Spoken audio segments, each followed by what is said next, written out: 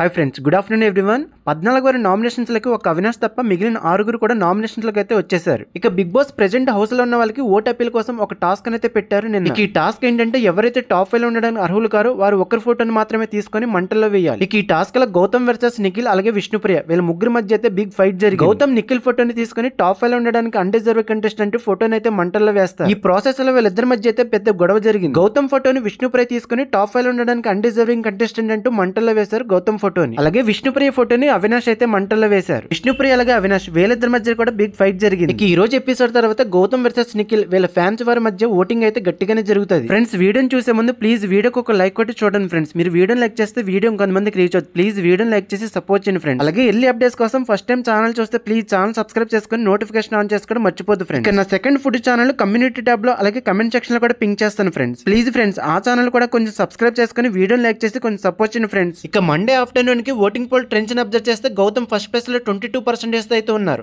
ఇక second place లో ప్రేరణ 21% అయితే ఉన్నారు. థర్డ్ ప్లేస్ లో నిఖిల్ 18% తో ఉంటే ఫోర్త్ ప్లేస్ లో విష్ణుప్రియ 16% అయితే ఉన్నారు.